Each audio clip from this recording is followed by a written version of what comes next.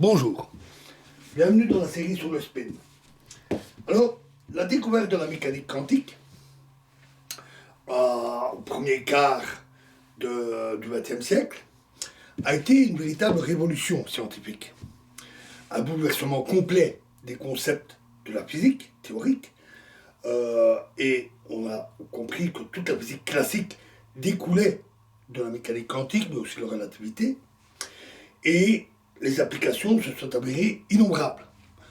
La mécanique quantique s'applique en physique nucléaire, en physique atomique, dans la science des matériaux, les ferromagnétiques, les semi-conducteurs, dans le laser, dans les télécommunications.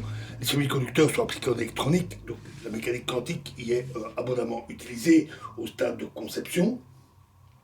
Et il est devenu difficile d'avoir en main une technologie qui ne fait pas appel dans sa conception à la mécanique quantique ou qui a bénéficié des travaux précédents ayant utilisé la mécanique quantique. Donc la mécanique quantique est vraiment partout.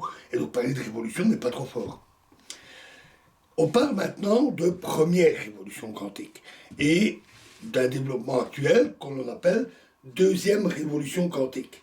Celle-ci utilise essentiellement l'intrication quantique, dont nous allons parler, et qui a permis des développements assez extraordinaires. Le spin tient un rôle important dans les procédés utilisant l'intrication. Nous y reviendrons.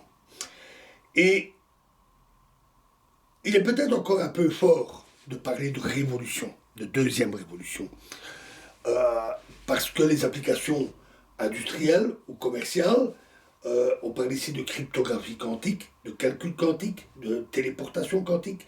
On commence à parler aussi d'Internet quantique. Les applications pratiques, commerciales, sont encore assez rares. On en trouve. Il y a eu certaines choses utilisant la cryptographie quantique, par exemple. Lors de vote électronique en Suisse, les données avaient été transmises par cryptographie quantique. Mais ça reste assez rare, donc on ne peut pas encore parler de grands bouleversements au niveau technologique, mais les travaux sont nombreux. Il y a des centaines et des centaines d'équipes dans le monde qui travaillent peu ou prou sur ces aspects, ces développements, et les progrès sont importants, ça va très vite, et il n'y a aucun doute que ce qu'apporteront ces technologies sera extrêmement important, voire révolutionnaire. Alors, ça fait donc appel à l'intrication. Alors, pour en parler, et c'est par ça qu'on va commencer, revenons aux situations où on a des combinaisons d'états de deux particules. Donc supposons à nouveau qu'on a deux particules A et B qui peuvent être dans deux états qu'on va appeler 1 ou 2 et qui concernent certaines variables d'intérêt, par exemple le spin. Même si les deux particules sont dans l'état 1, on supposera que d'autres variables que celles d'intérêt sont différentes. Par exemple, les deux particules peuvent être à des endroits très différents. Dans ce cas-là, on peut les discerner, il n'y a aucun problème. Et leur état complet est donc différent. Et il n'y a pas de problème pour que les deux particules soient dans le même état pour la partie qui concerne les variables d'intérêt. Et ce même pour des fermions. Et on peut même, dans certains cas, avoir deux particules de nature complètement différente. Et donc là, il n'y a vraiment plus aucun problème. Elles ne sont pas identiques. Par exemple, un électron et un atome. La particule A peut être dans l'état A1 ou dans l'état A2. La particule B peut être dans l'état B1 ou dans l'état B2.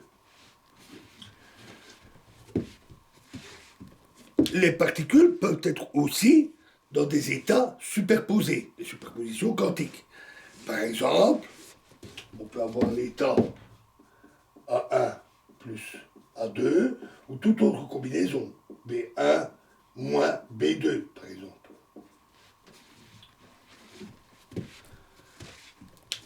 Considérons maintenant les deux particules ensemble, la paire de particules. Elles peuvent être, par exemple, toutes les deux dans l'état 1. La paire de particules est donc dans ce cas-là dans l'état A1, B1. On a déjà parlé de cette notation qui décrit le fait que la particule A est dans l'état 1, la particule B dans l'état 1.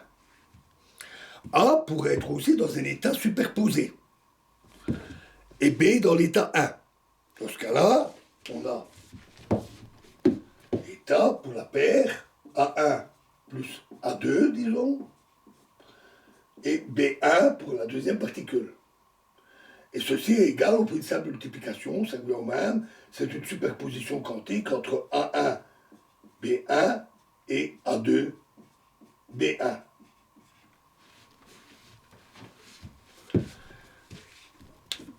On pourrait aussi avoir bien sûr A dans un état donné, B dans un état superposé. Et enfin, les deux particules pourraient être dans des états superposés. C'est bien un peu plus long, mais c'est pas difficile. A1 plus A2, et la deuxième particule dans B1 plus B2. On multiplie le tout, on trouve A1, B1 plus A2, B1 plus A1, B2 plus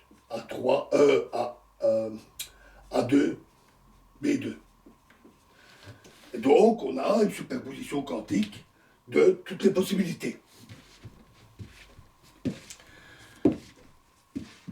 Dans le cas où les particules sont réellement identiques, on peut parfaitement symétriser ou antisymétriser ces états sans aucune difficulté.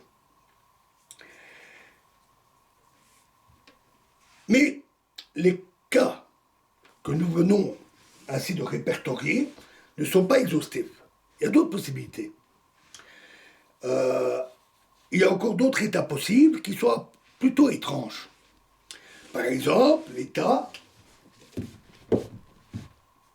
A1, B1 plus A2, B2, qui n'est qu'une partie du précédent. Dans cet état, les états des deux particules sont liés. C'est toutes les deux 1 ou toutes les deux 2.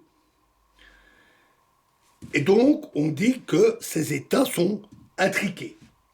Les états des particules A et B sont liés ensemble. Et ça va conduire à des choses assez, parfois un peu étonnantes, et nous verrons les propriétés des états intriqués dans la prochaine vidéo. Je vous remercie.